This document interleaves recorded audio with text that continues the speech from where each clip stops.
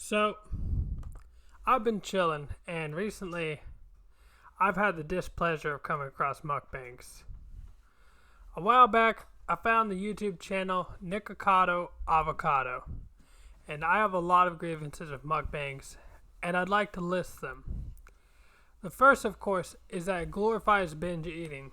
It's the elephant in the room, and yet there are not enough people talking about it. I don't think this is helped by the fact that the comments are either one of two extremes. The first being those who are actively encouraging this behavior, and the second being those who are actively shaming the mukbangers, especially for the second part. What we see is that many people with eating disorders have an emotional connection with food of some sort and assign emotions to certain types of foods. Some it could be that treating yourself at all is terrible and any and all junk food should be avoided. Or it could be that food in general is seen as bad, so they may severely restrict themselves to eating. And of course, there's those who are addicted to the dopamine that food gives them. By actively shaming them, you may in turn make them turn to stress eating, as that is their unhealthy way of coping. But on the other hand, by actively encouraging it, you can end up helping in the delusion that there is no problem. If they don't know there's a problem, how can they go about fixing it? On top of all this, for many mukbangers, this has become a career for them, and it's how they make money. So even if they no longer want to do it, they may feel trapped in their job like many others do, and therefore see it as a way to continue either to slowly eat themselves to death or give up any and all financial security. I think one of the biggest reasons both mukbangers and viewers are so invested in this is a sense of coming together. Like sitting at the dinner table with family, it was a time to gather and socialize. And I think it is connected in many ways to socialization. I remember recently talking about a job promotion, and to do so, we planned to meet up at a restaurant. I think the same can be said with friends or dates out. Food and socializing are as close as peanut butter and jelly. And I think that now we're more alone than ever before. About 53% of all breakfasts and 45% of all lunches are consumed alone. And even dinner at 24%.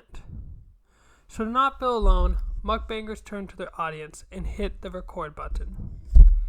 I believe this feeling of loneliness has become even more heavily compounded with the pandemic, in which many restaurants shut down, large gatherings were closed off, and fears of coming together in person were at an all-time high. So the safe alternative, and really the only one at the beginning, was to chat online, seeing as how no one could meet up.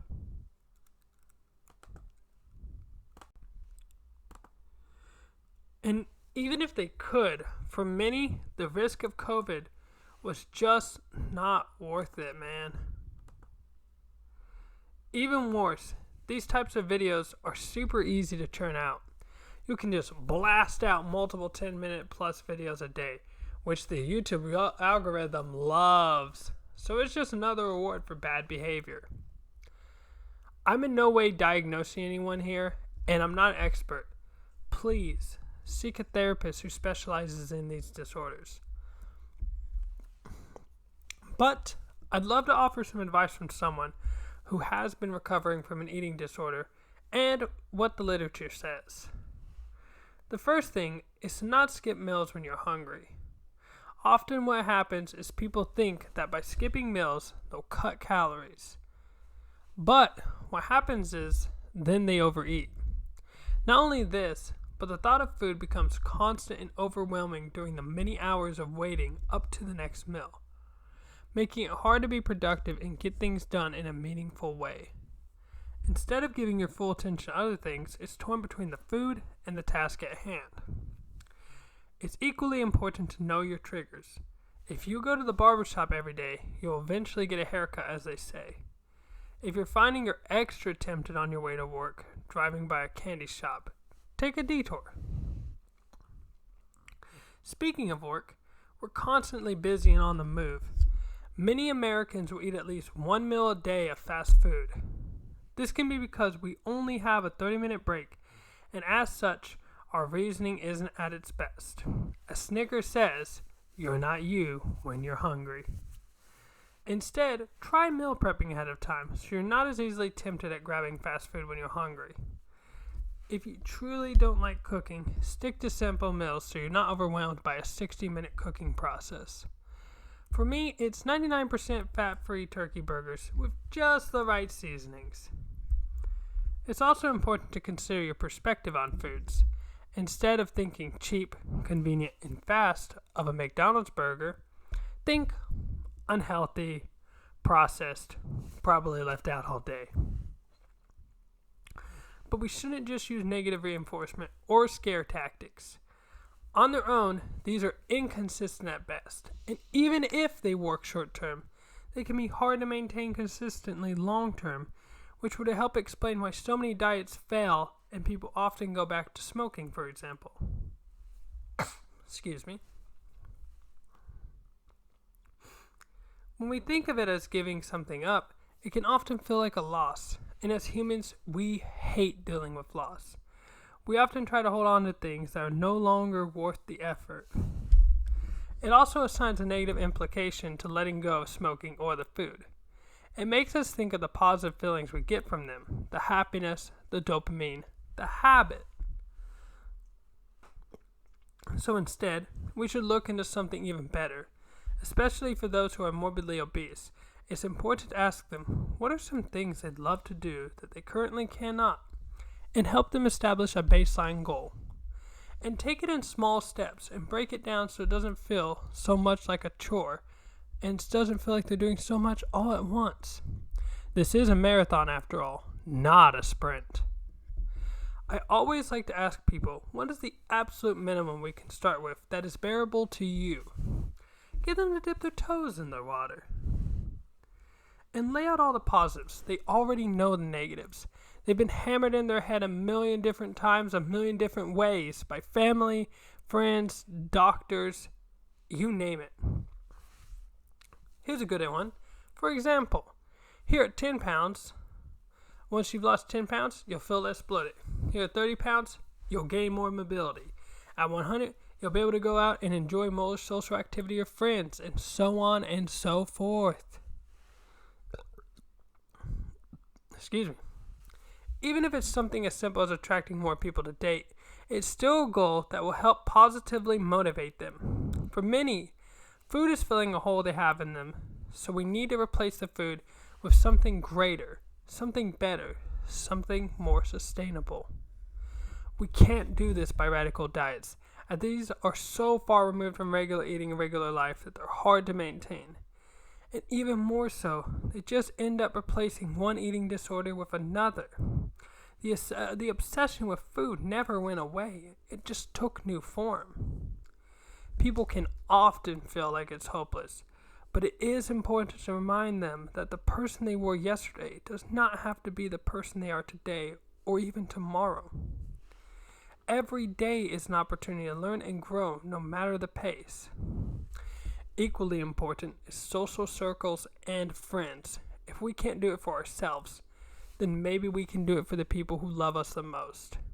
If we truly care about them, it's important for us to consider how our actions not only impact us, but also them. If you have children, it's important to consider how they would feel growing up without a parent. Big events such as birthdays, graduation, grandsons, granddaughters, and many more events, and how our absence would impact their entire lives. Sometimes, though, we're our own worst critics, and having a support system can give us people who lift us up at our lowest. It's equally important to have people who know us well enough that they can better assess what does and does not work, and relay this to any specialist we may be seeing in regards to treatment. Equally important is exercise. I know.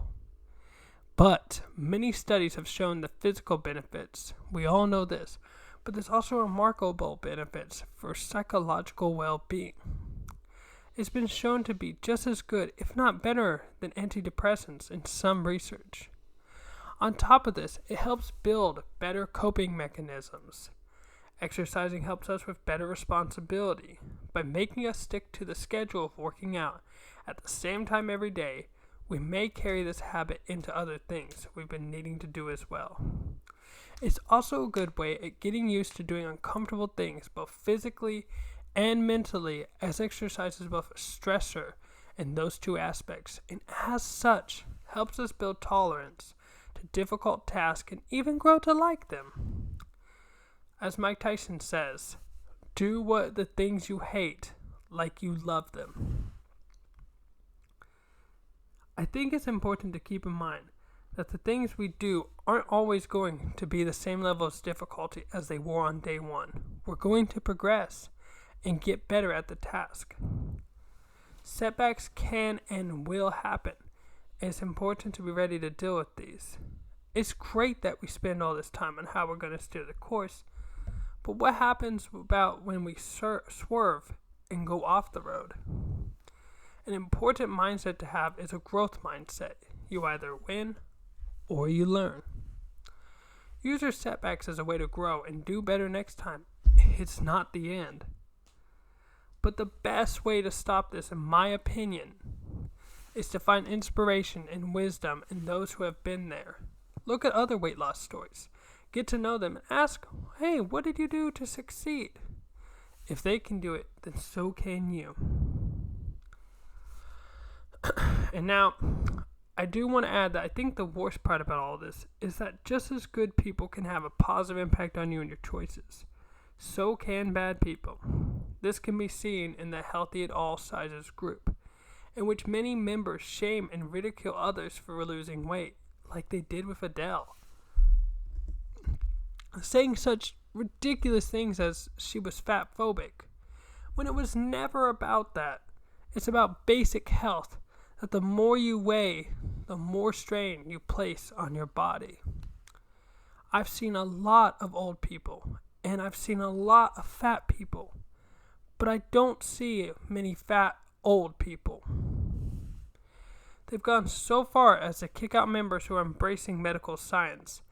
And when many are looking for closeness and somewhere to belong to, this can cause them to have to choose between keeping their friends group and being obese, or leaving them behind in all that they know. Change, even if for the better, can be scary because we don't know what's next. Some choose to stay in the same place because even if they're miserable, at least they know what to expect. And they figure they can handle it at the moment. But what about 10, 20, 30 years down the road? I think in some due part, this is a failure on our education system, as we're taught how to do math and writing, which is great. But many of us were never properly introduced and given explanations on the significant role that mental health plays in literally every aspect of our lives. And now, I mentioned it previously, but there seems to be a real double standard and hatred for obese people. I'm not here to flame anyone in specific, but I just want to use this as an example. So if we look at Eugenia Cooney, who, God bless her, in her struggles, we can clearly see she is living an unhealthy lifestyle, and that she hasn't made any meaningful changes after years. But the comments are overwhelmingly positive and loving, as they should be. With the support, despite her failures, she did go and seek treatment some time ago, and that at least shows there's hope. But with those who are obese, such as Amberlynn Reed, it's all jokes and hate at her expense. Even with the mukbangers, in the mukbangs she does, we see her do they're nowhere near as extreme as some of the others out there. It's in part due to the fact that those who are doing these extreme challenges appear to be healthy, even though they may be destroying their insides and clogging their hearts with the amount of fat they're consuming. But because they don't look like Amberlynn, they're given a sort of pass, if not downright praise and compliments, for the amount of food they're able to eat, despite that we clearly can see it's disordered eating. And keep in mind, an eating disorder and disordered eating is two different things. In this case, disordered eating is eating, like, for example, a massive amount of food that is outside the norm of what a regular person would eat. That's disordered eating. You're eating way more than you need. So often what we see is that the hunger and fullness responses with those that have binge eating disorder is messed up. Their intuitive eating isn't right, nor is their metabolism. So what often is recommended is a specific meal plan and mechanical eating to set things back to normal. Often individuals will say they aren't hungry, but we have to push past this. A reminder that what they've been doing has not worked. That what often happens is they skip meals and get so hungry that food is constantly on their mind. And when they do finally eat, they eat a lot. They binge. It also is good for them because it means they don't have to count down the long, grueling hours to the next meal like they were doing. In a study with rats, it was found that when they were removed from their source of sugar, they had symptoms very similar to drug withdrawal. So telling someone to just eat less is not the only way, or really even a good option at all to begin with. Our bodies crave nutrition, and this is why we eat. But with many junk foods, they have no nutrition at all. So our bodies tell us to keep eating in the expectation we'll get the nutrients we need from the food. But if it never comes, we may end up eating until we're stuffed. A great meal to feel fuller, longer would ideally consist of healthy fats, protein, fiber, along with many other key nutrients. And I want to stress, we don't want the meal plan or food to feel like a chore or punishment. No. Because first impressions matter. And if we get up on the wrong foot, it sets us up for failure. And at the very least, it makes it feel like a bother to do it. When we want people to be excited about trying the meal plan, it has to be flexible. If they're eating the same foods every day, they will get bored of them. And they may think back to how good it would have been to have that taboo pizza. So the last point I want to make is exposure therapy is important. It's part of what helps take away the emotional labels of good or bad on a food, so that we're not so personally connected to food and we get accommodated to seeing it without the unhealthy cravings.